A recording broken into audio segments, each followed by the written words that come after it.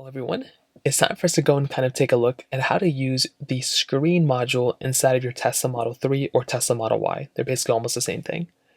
Now, the way this particular screen works, it's pretty basic. Whether you have the latest version or even an older version, it should be roughly around the same. Tesla did change the layout like a couple months ago, so it's a little bit of a different styling than it used to be, but it's basically the same type of feature.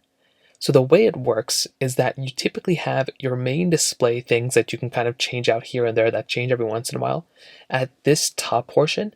Then the bottom like 5% of the display is just a black bar that has configured controls automatically that you can kind of change a few of them here and there. So think about it like this. This bottom bar always stays here.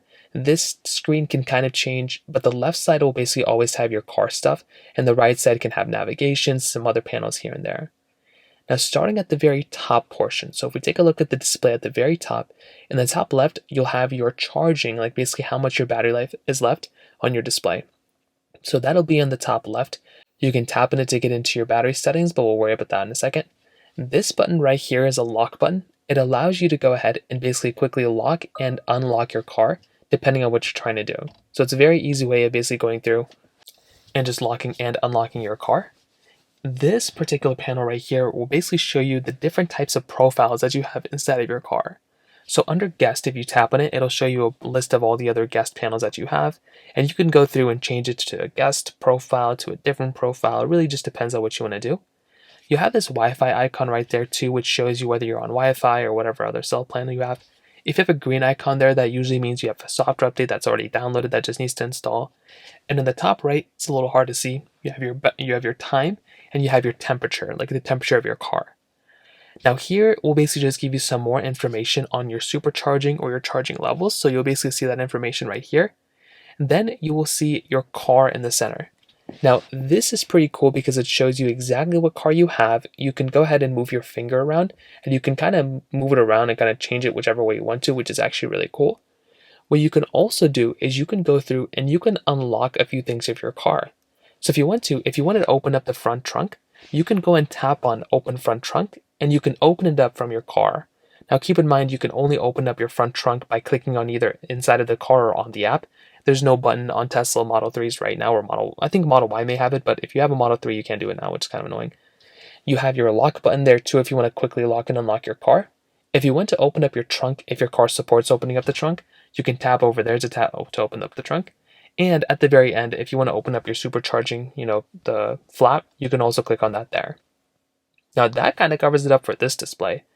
Now, if you want to quickly change your song or change your music or whatever, you'll basically have that information right here. It'll slowly move over to the left side so you can see all the songs and everything that you're playing. And you can tap on it to kind of change your songs. And then you also have your navigate panel here. If you want to quickly navigate somewhere, if you want to go through and put in an address, you can tap on here, type in the address, and it works just like any other navigation panel. You can also sometimes tap onto the display here if you want to basically come into this panel, which will basically show you all the navigation. Now for now it's hidden, but this is kind of the layout you will see most of the time when you're driving. The car will be on the left side, including autopilot and different cars around you. And on the right side will basically just be all the different types of, the addresses and things that you're basically around.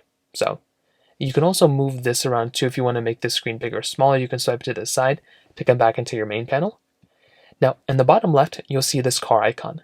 If you tap on it, this will be basically all the different settings that you have within your car. So it's almost impossible to go through each individual setting. But at the core, under your controls panel, this will be the first one. This is where you can modify a lot of controls that you have inside of your car.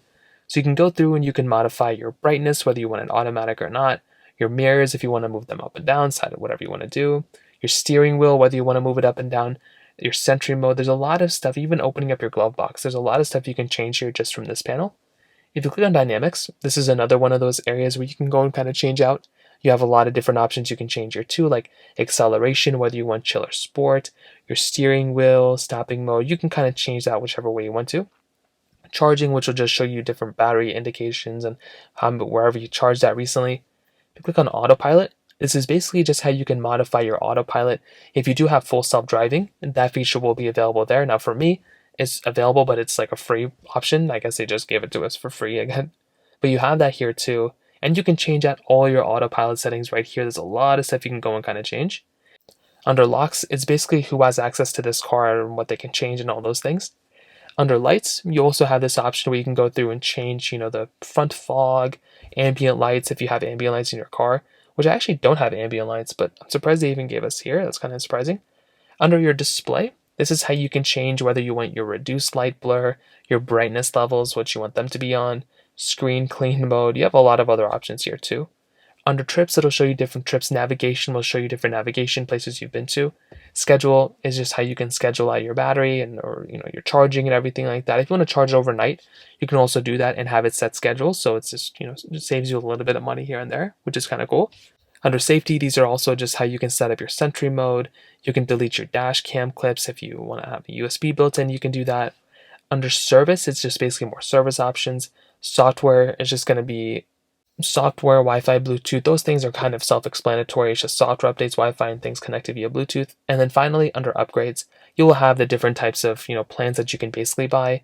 Whether you want to buy full self-driving, which is $100 a month, if you want to do this one, which is a little bit more, like you can go and change it out whichever way you want to. But you do have that type of capability right there if you really want to do so. So that is that panel. Now these other buttons down here, like I said, mostly stay the same. So if you want to go ahead and turn on your air conditioning, you can tap onto this button right here to turn on your AC to whatever it was before.